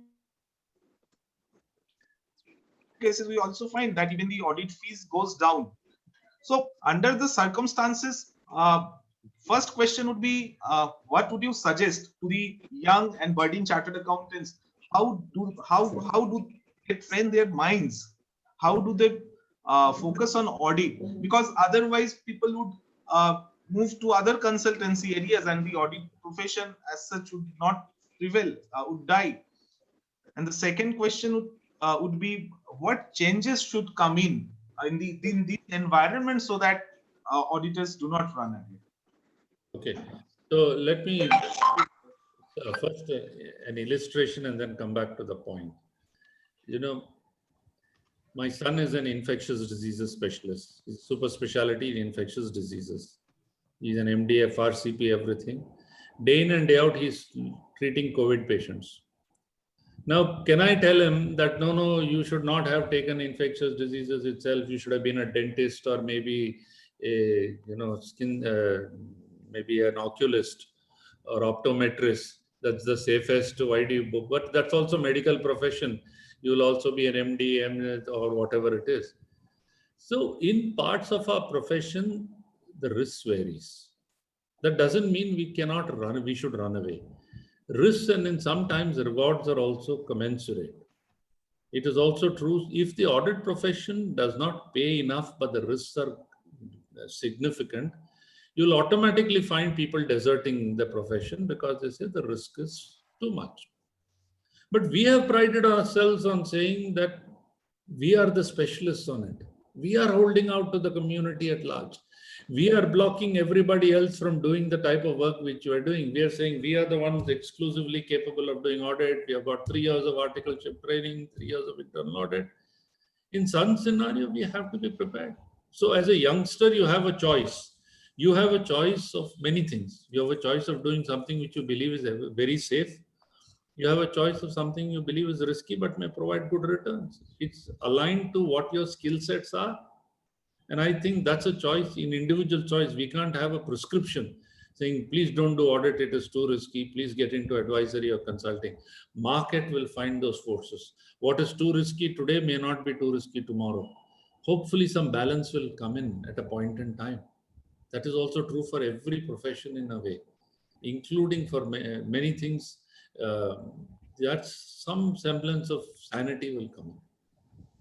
Even the Companies Act, the government itself has gone into it's reduced a lot of penal provisions after realizing that they were far too harsh.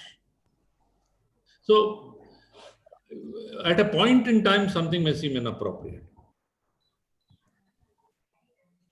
And what changes you think should come in?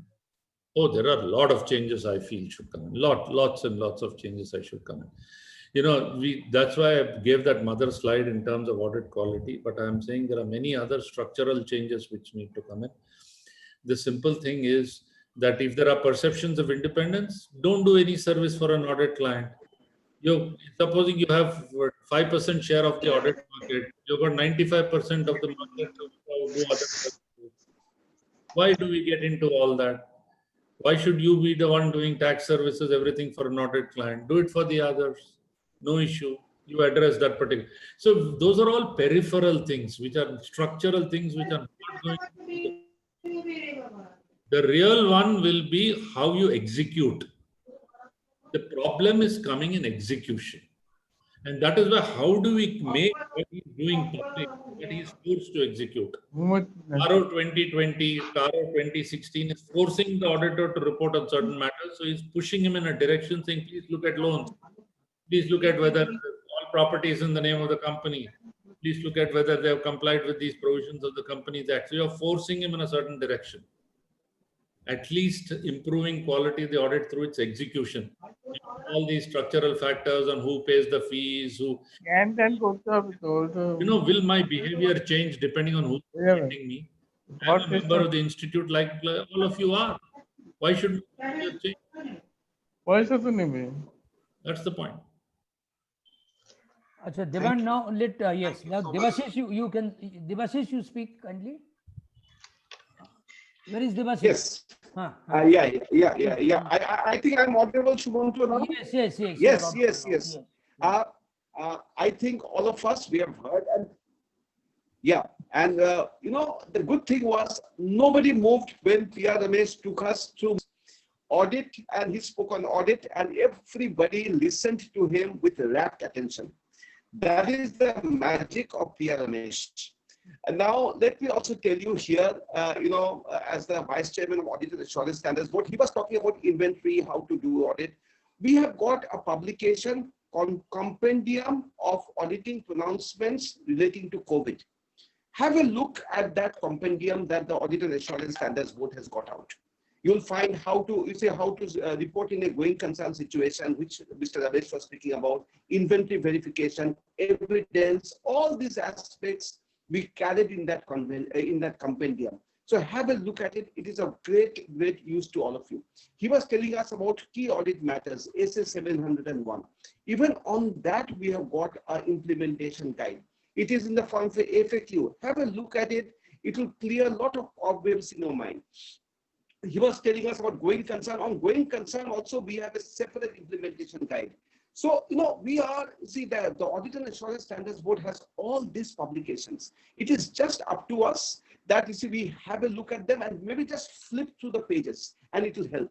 Now, the biggest challenge before the Audit and Assurance Standards Board is the LFR has changed. Those of us who are going to do bank audit next year, and we are trying to get a guidance note out on the long form audit report. LFR has changed by more than 90%. And and then there is also a talk, what about the internal financial control of banks? There is a separate reporting. So we are trying to also have a guidance note on IFC of banks. So, so many changes. And it is people like Mr. P R Ramesh who comes and makes a not so easy subject very simple and very interesting. And when you see all this, you realize that audit is also fun. Audit is also fun. Of course, there is no denying the risk that are involved with audit. But then, as P R Ramesh was saying, everything, there is an element of risk in everything that we do. With these words, may I now request Sumantra Guha, the convener of the study cycle, to offer a vote of thanks, formal vote of thanks. Sumantra? Yes. A deputy convener, Manish Tiwari, will offer the vote of thanks. Manish. Okay, all right. Manish, please. Manish, offer a vote of thanks. Yes. Honorable Speaker, Mr. P R Ramesh sir, and respected President of Accountants Library, Sri Debashis Mitra, and most respected participants of this seminar, I, on behalf of Accountants Library and on behalf of myself, sincerely express my grateful thanks to Sri P R Ramesh ji, who has given this wonderful deliberations. We are really educated, and we have basically enlightened with the words he has used, and he has explained it in such a lucid manner that even if someone is not from this auditing field of course he is a CA but not doing audit, but he will also understand how an audit has to be conducted. Yes. Fantastically done, sir. Thank you. We are really thankful to you, sir. Thank you very much. I have only one question of Sumantra. Yeah. It's called vote of thanks. Do we count the votes, or what is the? We do. But I can do one thing. Let us all unmute ourselves and give a thunder. We cannot give you a memento. So let us all unmute ourselves and give a thunderous applause for your wonderful deliberations. Thank you very much. Bye-bye. Thank you very much. Thank you. Bye-bye. Thank you so Fantastic. much. Thank you. Looking forward to seeing you in one of our physical programs as and when the pandemic is over. Without doubt. I know. Yeah. Without doubt. I have no doubt you will be president somewhere or the other. let the institute after 31st December try to go for physical meets. Let us see what happens. Right. Okay, Sumantra, thank you. Thank you. It was a Ramesh. message to Sumantra. Good. Right, Ramesh? Okay. Prashant, talk And about maybe to me. And maybe to me too. Mr. Ramesh, you leave with so many smiling faces, so many smiling